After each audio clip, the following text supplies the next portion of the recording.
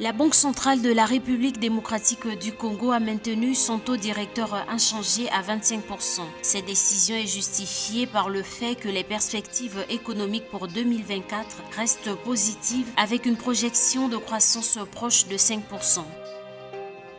L'inflation a augmenté de 7,3% en avril 2024 à Madagascar selon l'Institut national de la statistique. Les prix à la consommation ont grimpé, contribuant à 90,43% de la variation des prix dans leur ensemble. En raison du début des exportations de pétrole et des effets d'entraînement qui résultent sur l'économie, la levée des sanctions ainsi que l'augmentation attendue de la production agricole, le Niger connaîtra une hausse importante de son produit intérieur brut à 10,6% en 2024 après un ralentissement de 4,2% en 2023.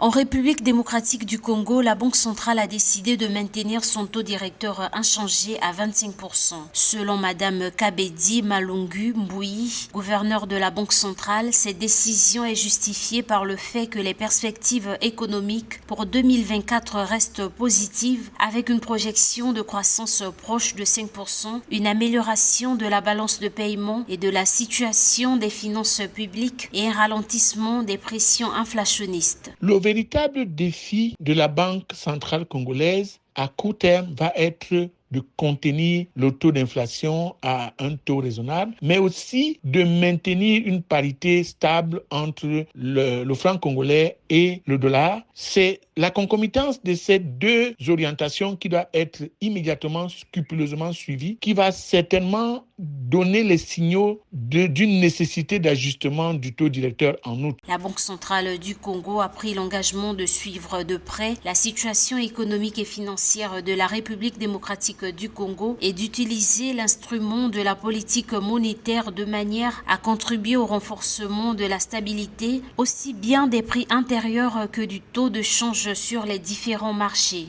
Dans la situation actuelle où tout est favorable, où le taux de croissance est optimiste, il vaut mieux prendre des distances, regarder les choses avec plus d'attention et certainement en août ou en fin d'année, on pourra faire des corrections nécessaires. Actuellement, il faut laisser travailler la nouvelle équipe qui est certainement très enthousiaste à faire changer positivement les choses et ce n'est pas le moment de se mettre à jouer rapidement sur les taux d'intérêt. La croissance de l'économie congolaise demeure ferme en dépit d'un environnement interne et externe difficile. Il est attendu une hausse du PIB réel de 4,8% en 2024, soit un ralentissement de 1,1 point par rapport à l'estimation de 2023. Cette croissance serait soutenue par le secteur primaire à travers le dynamisme des industries extractives mines. Concernant l'inflation, elle devrait ralentir en 2024 à la faveur du maintien de l'orientation restrictive de la politique monétaire conjuguée à une politique budgétaire saine.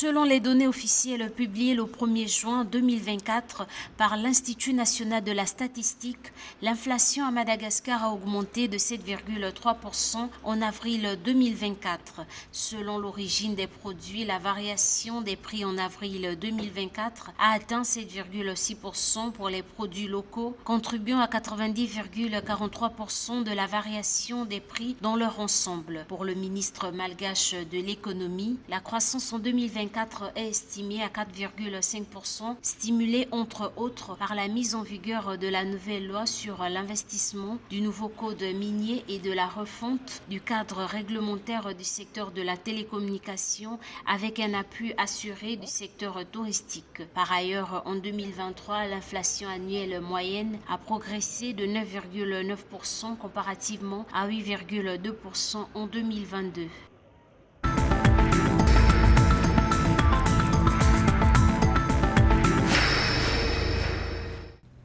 Le Niger connaîtra une hausse importante de son produit intérieur brut à 10,6% en 2024 après un ralentissement à 4,2% en 2023. Une déclaration faite le 1er juin 2024 par le représentant du FMI, Antonio David, au sortir de sa mission à Niamey, la capitale. La croissance réelle du PIB est projetée à 10,10% en 2024 en raison du début des exportations de pétrole et des effets d'entraînement qui ont résulte sur l'économie, la levée des sanctions ainsi que l'augmentation attendue de la production agricole. Selon Antonio David, le Niger bénéficiera d'un décaissement supplémentaire de 71,4 millions de dollars, soit environ 43,17 milliards de francs CFA de la part des services du Fonds monétaire international à travers des programmes tels que la facilité élargie de crédit au titre de la 4e et de la 5e revue, ainsi que de la facilité pour la résilience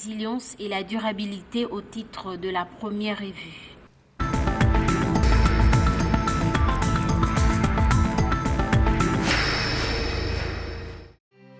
Un crédit à hauteur de 250 millions de dollars, soit 3,7 milliards de cedi, a été approuvé au Ghana par la Banque mondiale pour renforcer son secteur financier. Le soutien du groupe de la Banque mondiale vise à contribuer à faire face aux chocs à court terme afin d'améliorer les perspectives de développement durable à long terme et de résilience à long terme face aux chocs futurs. Le projet promeut la stabilité financière, une condition essentielle pour protéger les personnes et préserver les emplois, a déclaré Carlos Leonardo Vicente, spécialiste financier principal et chef d'équipe pour la Banque mondiale.